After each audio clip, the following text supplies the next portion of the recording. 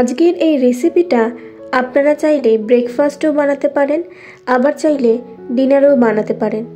আর এটা বানানো কিন্তু খুব সহজ। তো আজ আমি বানাবো মেথির পরোটা। তাহলে চলুন দেখে নেওয়া যাক পরোটাটা আমরা কিভাবে বানাবো। প্রথমে একটা পাত্রে নিয়ে নিচ্ছি 2.5 কাপ মতো আটা। এবারে নিচ্ছি 1 কাপ বেসন। বড় চামচের 1 চামচ জোয়ান হাতের তালুতে নিয়ে সেটাকে এইভাবে ডলে নিয়ে আটার মধ্যে দিয়ে দিচ্ছি। 1 চা চামচ ধনে গুঁড়ো, 1 চা চামচ জিরে গুঁড়ো, 1/2 চা চামচ হলুদ গুঁড়ো, 1/2 চা চামচ লঙ্কার গুঁড়ো, 1 চা চামচ চিনি, স্বাদ মতো নুন, 2 চা চামচ আদা এবং লঙ্কার বাটা। এবারে দুটো মিডিয়াম সাইজের সিদ্ধ করে রাখা আলু গ্রেটারের সাহায্যে গ্রেট করে নেব।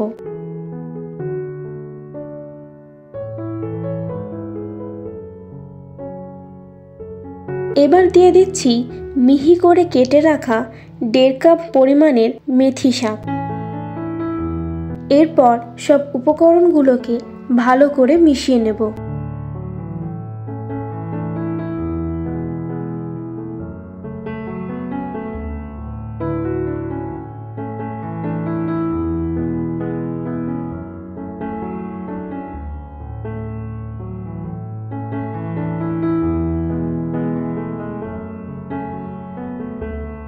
মেশানো হয়ে গেলে দিয়ে দেব 1.5 চা চামচ ঘি।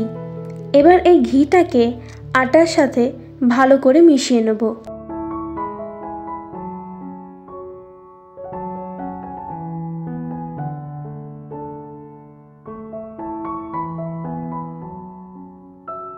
সব উপকরণগুলোকে যখন ভালো করে মিশিয়ে নেওয়া হয়ে যাবে, তখন আমরা এই আটার মধ্যে অল্প অল্প করে জল মিশিয়ে আটাটাকে ভালো করে মেখে নেব।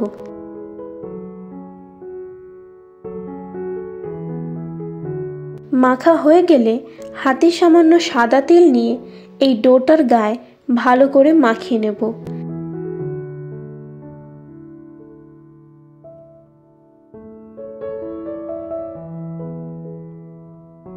এবার এই ডোটাকে ঢাকা দিয়ে 20 মিনিটের জন্য রেখে দেব। 20 মিনিট পর ঢাকাটা খুলে ডোটাকে আবার কিছুক্ষণের জন্য হাত দিয়ে ভালো করে মেখে নেব।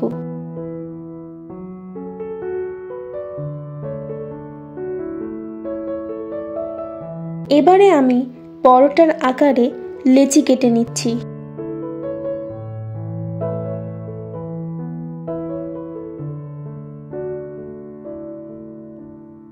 লেচি কেটে নেওয়া হয়ে গেছে, এবার বেলে নেওয়ার পালা।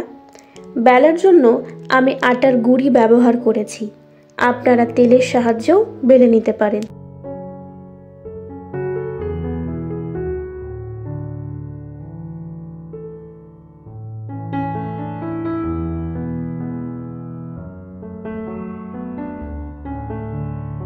এখন এগুলোকে আমি ভেজে নেব। তার জন্য একটা তাওয়া গরম করে তাতে পরোটাটা দিয়ে দুদিক ওলট পালট করে ভালো করে আগে সেঁকে নেব।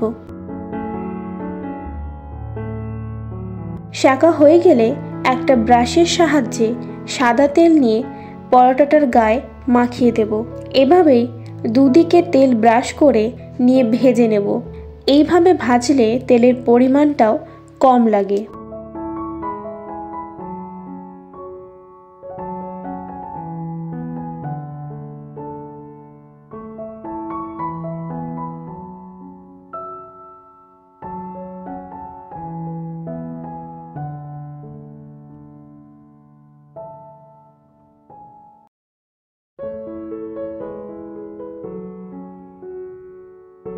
এভাবেই আমি প্রতিটা পরোটা আগে সেঁকে নেব, তারপর তেল ব্রাশ করে নিয়ে ভেজে নেব।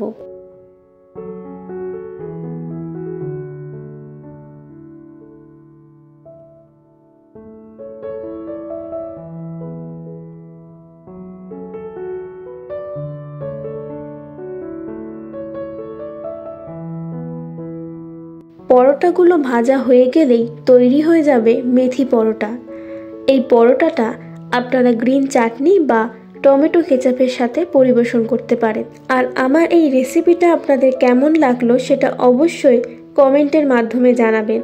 আর ভালো লাগলে লাইক শেয়ার করবেন। আমার চ্যানেলে নতুন হয়ে থাকলে চ্যানেলটিকে সাবস্ক্রাইব করার অনুরোধ রইল। ধন্যবাদ।